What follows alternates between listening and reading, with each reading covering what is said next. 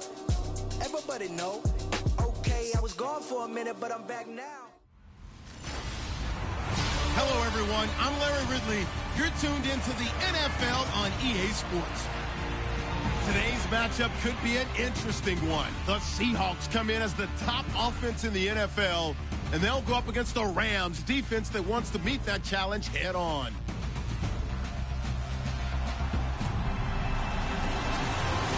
All right, Larry, thank you. We are in the Pacific Northwest as we get set for football at CenturyLink Field here in Seattle. Nothing like the fanfare of introductions to an NFL game, and that was in evidence a moment ago. Fireworks, pyrotechnics, you name it. This crowd is ready as their guys get set to match up between the Los Angeles Rams and the Seattle Seahawks. This fielded at the 2. And not a bad return. Here he gets it out to the 25-yard line. So out come the Rams now for their first possession. And they will be led out by their 6'3" quarterback.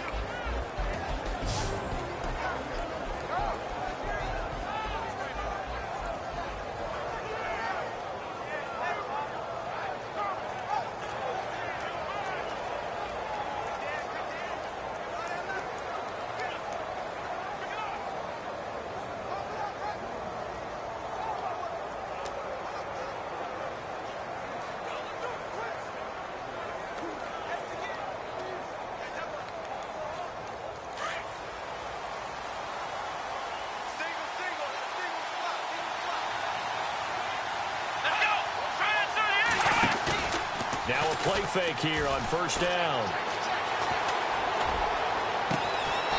He's got his man on the crossing route.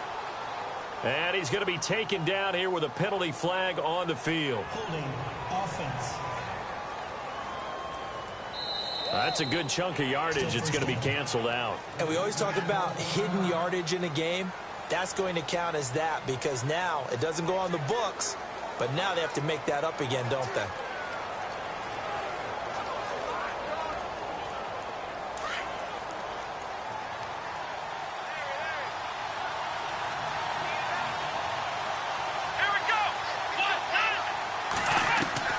From the gun, Fitzgerald. Throw left side complete. It's Hall. And they're able to bring him down at the 20. 5 yards on the catch there. Brings up second down. And the Buffet boys, the O-line. Hopefully they're ready today. Listen, you got to feed them first. But if you do, you usually get a great product out on the field. And when they play well, the quarterback can't wait to feed them afterwards.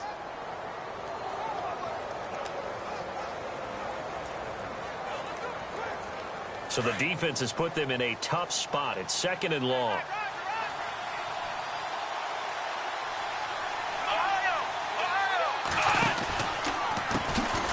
They'll run it now out of the gun. And he goes nowhere. He'll lose yardage back at the 17. So he loses 3 yards there. Now third down. So add that tackle for a loss to the 2 that he had a week ago. And you know what he's doing right now? Smiling? Yeah, definitely doing that. But he's also patting his guys on the back, his defensive front, because they're keeping him clean, meaning no one's getting to him as a blocker.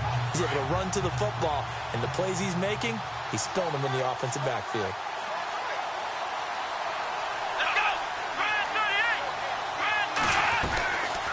They'll run it now out of the gun. And he'll lose yardage here back to the 15.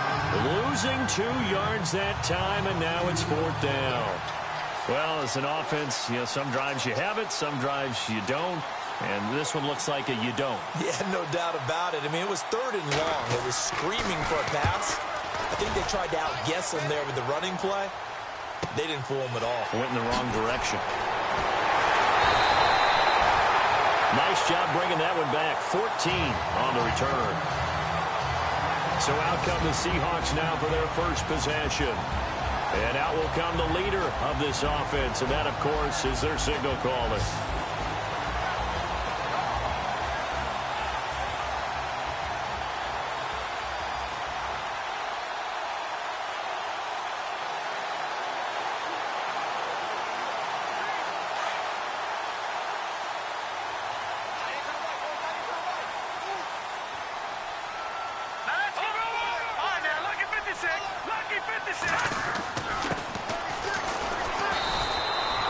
Just a yard on the first down carry, so it's 2nd and 9.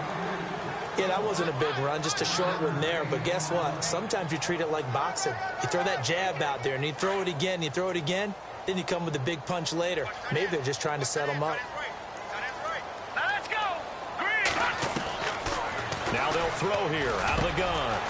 And a quick throw here, that's complete. And he's going to get this all the way down inside the 35. 23 yards on the play.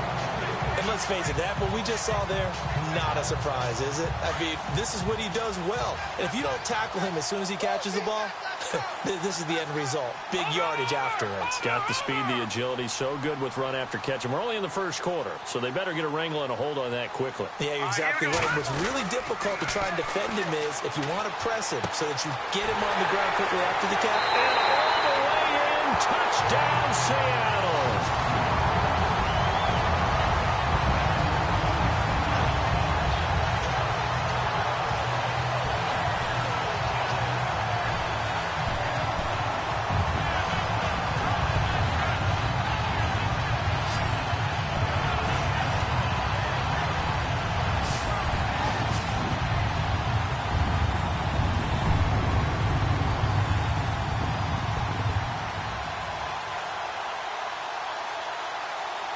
And they will line up now for the two-point try.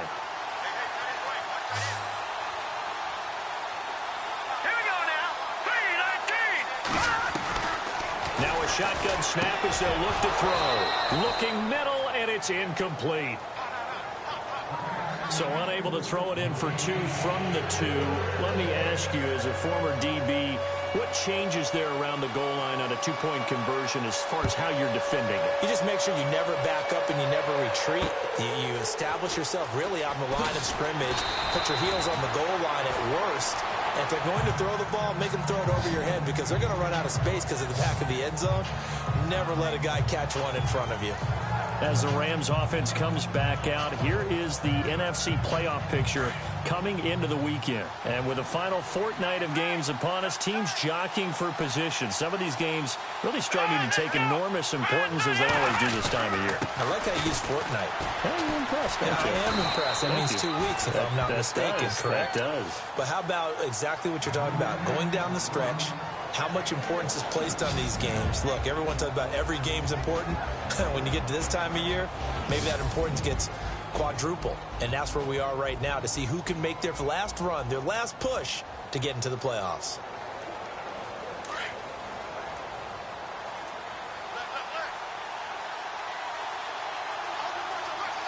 Let's go.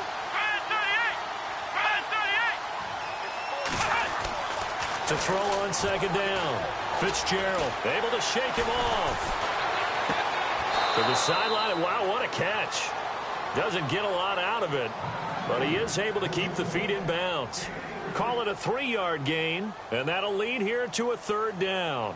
Let's make this one simple. What a catch, especially the finishing part of getting his feet in bounds, toe tapping, and, of course, foot dragging. A little tapestry, if you will. Oh, I like it. And it's a short one here, complete to the tight end.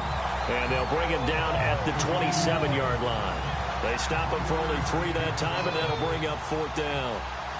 He wasn't the primary target, but I think it was almost like a check-down situation, wasn't it? Yeah, hoping he can break some tackles, a big tight end, but he couldn't do it. Yeah, get it to that big frame and hope he can scatter some bodies, unable to get it done.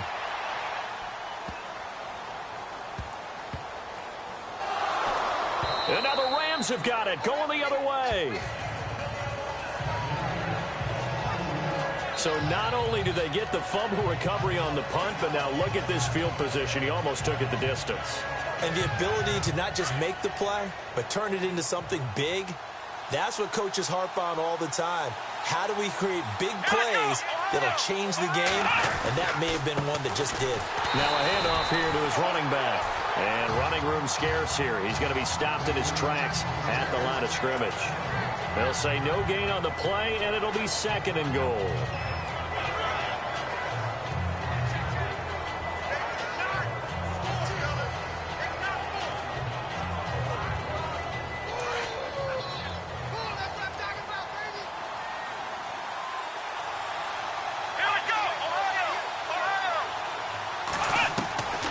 looking to throw on second down.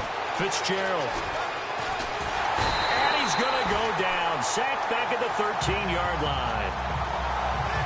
Second goal, last thing you need to do is get pushed backwards to take a sack. But he couldn't find anywhere to go with the football. Had to eat it and ended up on the ground. After the sack, 3rd and goal now from the 12.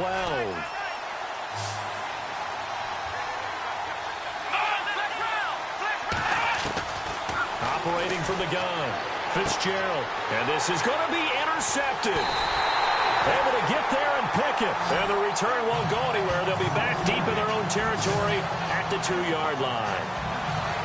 Well, it's 3rd down. You're in a tight game in the loudest stadium in the NFL, and it's enough to rattle even the most seasoned of quarterbacks. And here, it looks like he's not quite on the same page as his receiver.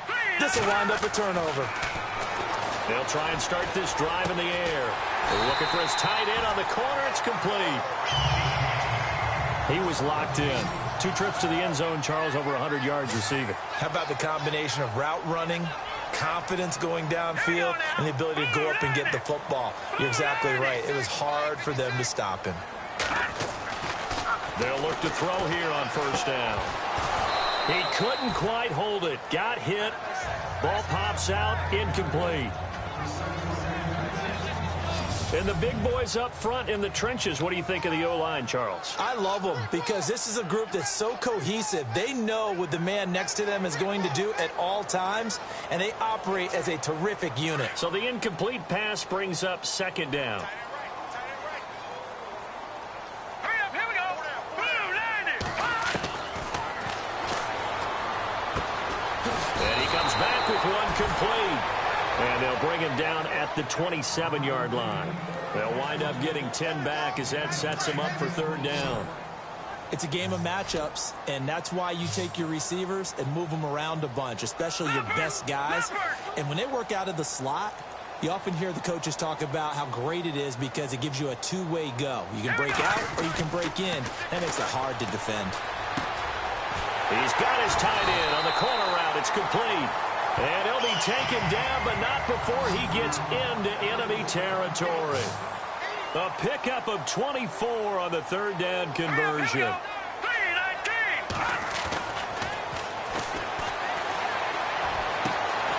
They're looking for his tight end on the corner. It's complete.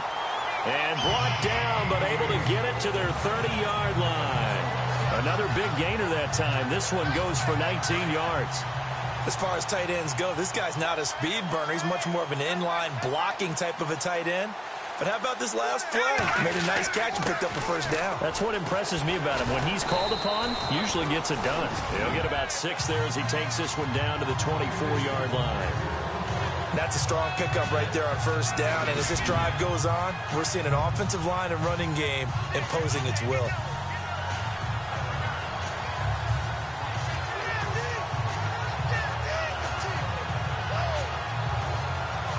And here comes play number 6 on this drive.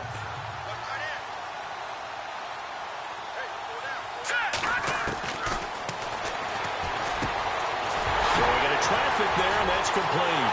And he's in for the score, and his spectacular season continues as he ties the NFL touchdown record. He is phenomenal.